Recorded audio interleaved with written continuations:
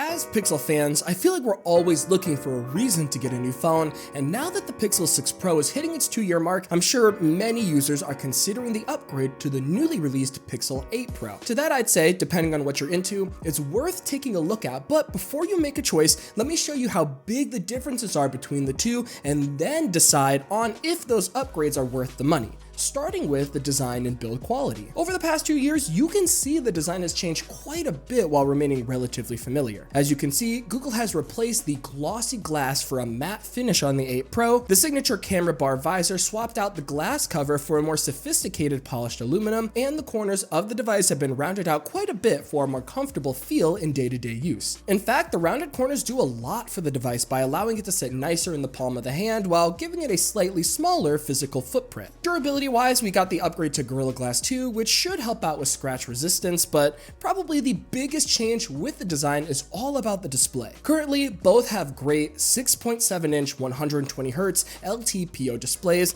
but the most noticeable change is the upgrade to 2400 nits peak brightness starting on the Pixel 8 Pro. I find it to be super noticeable in outdoor environments and is a nice touch to Google's already excellent display technology. On top of that, the 8 Pro also sports a flat display as opposed to the curved one we have on the Pixel 6 Pro. Call me crazy, but I do think the curved look and feel is more premium. On the other hand, I know flat screens have been highly requested for quite some time now as they work better with accidental touches, cases, and glass screen protector, so I get it. Either way, I would say the Pixel 8 Pro is a great progression in style and design from the 6 Pro. It certainly is a more refined, modern look, so on that front, I think most users will appreciate the changes. Moving on, I want to talk about some of the aspects I noticed about the software experience. Looking at it from a broader perspective, I would personally say both devices will be very similar in day-to-day use. Both devices are running Android 14 with all the benefits like lock screen customization, improved accessibility options, and the integration of Health Connect. Both devices will get most of the signature Pixel UI features like Now Playing, Clear Calling, and Magic Eraser. Not to mention, both visually feel nearly identical with Material You animations, color theming, and the Pixel launcher, which is exactly what I think Google is going for. This unified, easily identifiable experience across multiple generations of devices. This probably leaves you and many people wondering how the software is actually different on the 8 Pro, and to answer that, I want to highlight a comment that Google made at the Pixel 8 launch event. And for years to come, your Pixel 8 Pro will bring you the latest on-device generative AI innovation from Google as we roll out new features. I'm bringing this up because Google is openly telling us they think AI is the future. They're openly telling us they will be heavily investing in AI-related features, and if you listen to the keynote, Google also said the Pixel 8 Pro will be the first hardware to run Google's generative AI models on device. To me, this means the Pixel 8 Pro is future-proof towards Google's long-term goals, and it also means we'll be getting the newest AI features first as they're being developed, and that's the main difference between the 6 Pro and the 8 Pro. The 6 Pro might get the newly released AI features like Google Assistant Summary, Magic Editor, and AI-generated wallpapers in a feature drop. It might get some unannounced AI features in a future update. But for now, if you want the latest innovation from Google as quickly as possible, the 8 Pro is marketed to be the device that delivers.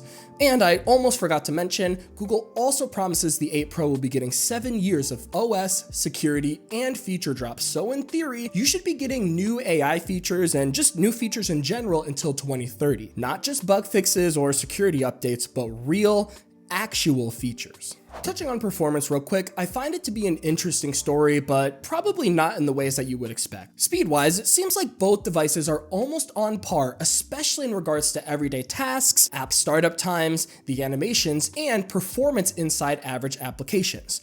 Thermals, however, are where you can notice all the differences. We know the Tensor G1 chip had heat issues, and even today, after all of Google's supposed fixes, I find my Pixel 6 Pro gets very hot very easily when using mobile data. And I mean simple tasks like watching videos or social media browsing will make this device heat up as if I'm playing a heavy game on max settings or something similar to that. The Tensor G3, on the other hand, is still new, but I really think Google resolved most of the overheating issues. The normal, everyday tasks I mentioned earlier never made the G3 heat up, and the phone ran cool, even when doing more intensive stuff like hours of COD Mobile, 4K 60 FPS recording, and Google Maps navigation. Don't get me wrong, the Tensor G3 battery does get warm only under heavy load that I'm expecting, like fast charging sessions, hotspot usage, or downloading a ton of apps at once, which is important to keep in mind. Switching over to cameras real quick, we can sum it up by saying the 8 Pro is superior in camera software, but from a straight hardware perspective, you're getting a little more of the same Pixel camera experience. Today in 2023, both devices can get great photos with their triple camera setups and excellent Google image processing. Both devices support a wide variety of camera modes like night sight, astrophotography, and magic eraser. So ultimately, you can't go wrong with either camera system. Both will produce excellent photos over a wide range of scenarios and are very quick at capturing the moment. If you're wondering where the upgrades are, like I said, it's mainly software based with some minor hardware improvements. For example, all 3 lenses got lower apertures on the 8 Pro that will produce brighter, less noisy low light photos, and the ultra-wide lens got an upgrade from 12 megapixel to 48 megapixels. Otherwise, that's it when it comes to the straight up hardware. On the software side of things, we now have a macro mode, 50 megapixel mode, 30x zoom as opposed to 20x on the 6 Pro, plus all the new AI features like Best Take, Magic Editor, Audio Magic Eraser with more on the way like Video Boost and Zoom Enhance that use AI to improve the quality of your photos and videos. Clearly, the Pixel 8 Pro is heavily focused on the AI side of the camera improvements, and if what I said about the future updates is true, then we should be expecting many more over the coming years. Long story short, upgrade if you want or need the AI features, which are great if you're into that kind of stuff. Otherwise, you would be getting slightly sharper photos and improvements to low light shots. There are some upgrades to report on the battery as well that we should talk about real quick. Simply put, the 8 Pro has a lot of changes going for it in this area, from the more power efficient display to the more power efficient Tensor G3 chip to the more power efficient Android 14 software update. The end result gives me about a 20, maybe 30% boost in battery life at around 8 to 9 hours of non-stop usage, whereas the 6 Pro gives me 6-ish, maybe 7 hours of usage. Fast charging speeds is where I'm noticing the biggest difference though, as the Pixel 6 Pro supports 23 watt charging speeds that can get you to a full battery in about 111 minutes, compared to the 8 Pro that can get you to full in about 80 minutes. Obviously, these aren't record-breaking numbers across the entire smartphone market, but within the Pixel ecosystem, this is the best we have for now. And granted that we got the main pillars of the experience out of the way, we can round out this video by going over more minor aspects of ownership. The speakers, for starters, haven't really changed much from the 6 Pro. I would say both sound equally loud, with the 8 Pro being a little more rich in sound. Biometrics are good this year on the 8 Pro. Technically, it's an upgraded version of the 7 Pro's fingerprint scanner, which is really an upgrade from the 6, so at its core, the technology is still pretty much the same. Thankfully, there are some upgrades in the display tech and algorithm, which I find allow the 8 Pro sensor to be faster, more forgiving, and more accurate.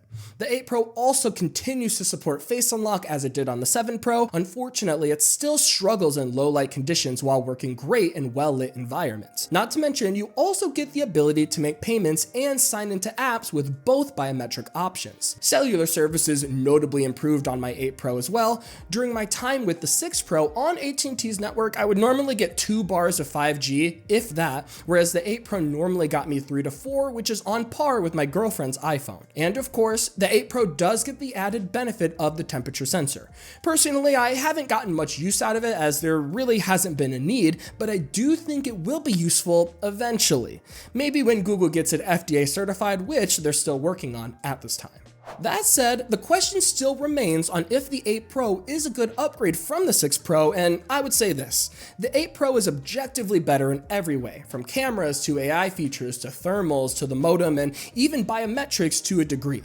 Basically, all the critical issues with the 6 Pro are fixed in my opinion, so only upgrade if those items that I just mentioned are seriously hampering your ability to enjoy your device.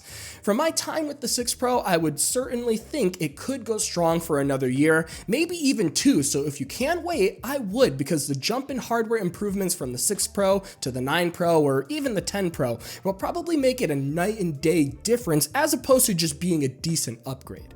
Either way, let me know what you guys think about the 8 Pro versus 6 Pro discussion. Are the changes good enough to warrant an upgrade, or will you be holding on to your current device? If so, leave a comment and let us know why, because I think myself and the community would love to hear your thoughts and discuss. In the meantime, guys, I'm getting out of here. This has been Jordan Floyd with 9to5 Google. Thank you so much for watching, and I'll see you in the next one.